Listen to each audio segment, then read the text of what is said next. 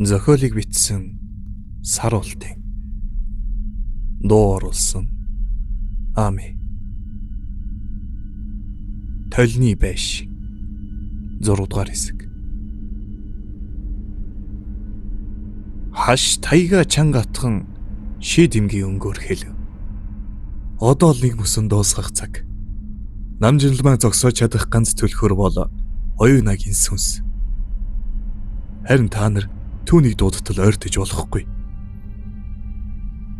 Хонглын чихтэй агаар улам хүндэрч авсны тагны хажууд ариуна жавхлан хоёр зогсон.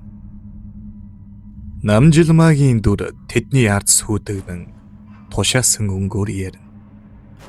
Та хоёрын гараалын төгжээ нэгд. Би өөрөө хүрч чадахгүй. Онгойлго. Намайг чөлөөл. Ариуна чичирхийлсэн гартаа гэрлэн атгаж Батааруныг харлаа.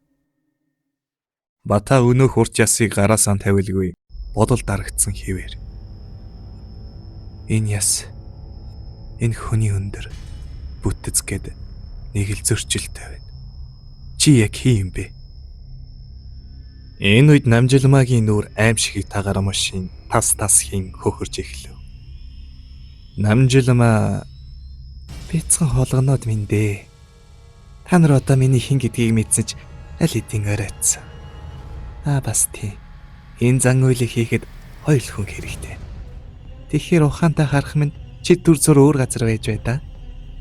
Гэж хэлээд Бата руу гараад олайхад Бата агаар чидэгдэн хаашаа ч мунууж буй чимээн бүдэгрэн сонсогдсоор алгуулв.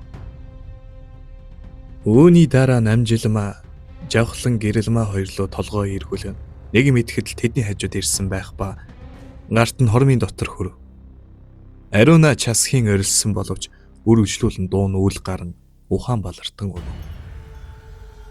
Харин жавхланд ариунагийн орилго чимээ алсран сонсогдсоор нэг л мэдхэд ухаан алдах нь тэр. Хэсэг хугацааны дараа ариуна нүдэнэхэд түнэр харах хэдүн сэрэх ба ойролцоох газраа гараараа тэмтчин амьсгаа даран чимээ чагнана. Энэ үед гэнэт нэгэн сөөнг холоо чихэнд нь сонсогдохтой зэрэгцэн бяцхан дэнлүүний гэрэл нүдэнд нь тусав.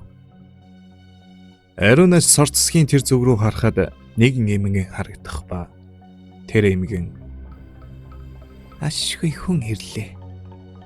Аль хүүхэн нашаа дөх гэд гараараа дөх. Ариуна түүн рүү ааж ухан дөхөхөд эмгэн за чи сайн сонс. Чи бид хоёр цаг баг байна. Бид хоёрын дунд байгаа энэ чулууг хоёр талаас нь дүлхэж нээх хэрэгтэй байна. Тэгэж байж тэднийг ийшээ унгана гэв. Ариуна гайхсан айсан хоолоогоор тэд гэж юм бэ? Гэхэд шулмын зарцснаар хамгийн муустан дайсандаа хүртэл хүсхээргүй зовлон яргалал чам дээр ирэх гээд байна. Алив чи хордгон нээгээд гэж шамдуулав. Ариунаач гайхсан янзтай харсаар байтал шалан дээгүр ямар нэгэн юмс гулгах болон маш олон жижиг амтны хөлийн дун сонсогдож эхлэв.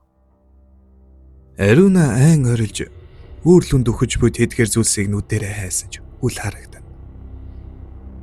Энэ үед өнөөх юмгэн дэнлүүгээ ариунагийн зүг шидэж орхив.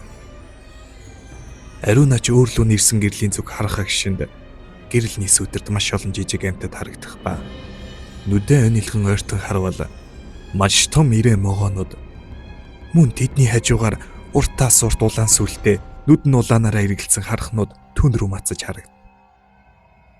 Ариуна айн орилж тэднээс холдож эмгэн рүү дөхөн очиход төмөр тор шиг зүйлд тулаад эмгэн төрж чадсангүй. Харин түүний хөлийг хамгийн түрүүнд явсан могоо ороож эхлэх ба гой бэлхүүсийг нь даган улам дээшлэн. Үүнтэй зэрэгцэн улаарсан харахнууд өөр хідэн могоонууд түүнийг бүчин гар хөл эн тэнтгүй авирч байлаа. Ариуна ээж орилж байсан ч цээжин дээрээс нь нүрлөө наврах харахыг хараад орилж чадалгүй эмэг шин тэмцэв. Харин энэ үед эмгэн дуудан орилж Ариуна тийш харахад эмгэн нөгөө чулуун тагны нэг талыг түлхэж байх ба Ариунаг лүдмин наадга хортон түлх чам цаг баг үлдлээ. Наадулаа ийш нь унгаа гэж орилж байв. Жавхлангийн толгой дүнхтэн нүдэнд бүрлэлцэн. Хоёр гараараа толгоогоо түшин арай хийж нэг юмсыг ялгахтайгаан болоход Нанжилма орон дээрээс түүнийг харан мишээ. Сайхан залуу минь яасан их унтдаг юм бэ? Гээд инээн. Жавхлан би хаана вэ? Бас ариуна хаана вэ? Химэн Намжилма руу хашгирав. Намжилма хүй тайвшир залуу минь. Ариуна одоо энэ агууд байхгүй. Та найзууд чинь агууд байхгүй. Чи бид хоёр л байна. Жавхлан тэгээд чи надаар яах гээд байгаа гэж төрөмгийн янзаар асуув. Намжилма би чамайг яах гэхээс илүү чи намайг яах нь сонирн байна. Гээд тас инээн түүн рүү дөхөн ямар ч бодгол амтай амгүй байсан ч хосоороо байх замтай байдгийм. Би энэ олон жил амьдрахтаа ч гэжтэй. Оршихдоо нэг зүйлийг ойлгосон ганцаараа ингэж ундаа амьдрна гэдэг бүтшгүй зүйл юм а гэдгийг. Одоо харин бүх зүйлийг шинээр эхлэхдээ шин бие, шин хамтрагчтай эхлэх хэрэгтэй гэдгээ мэдэж байна. Харин тэр шин хамтрагч нь чамайг байх ёстой гэдгийг би анхаарал мэдсэн.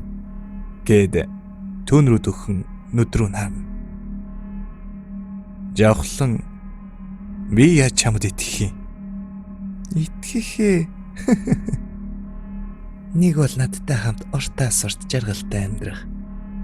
Эсвэл энд өгөхөд шавжны хоол болох гэсэн хоёр сонголт л байна. Өгөх эсвэл амьдрах гэх юм уу да. Гэхдээ яг чамайг шийдвэрээ гаргахад энэ туслаж магадгүй. Гээд дээлийн товчнуудаа нэг нэгээр нь тайлж эхлэв. Зохиолыг бичсэн Сар Ултай.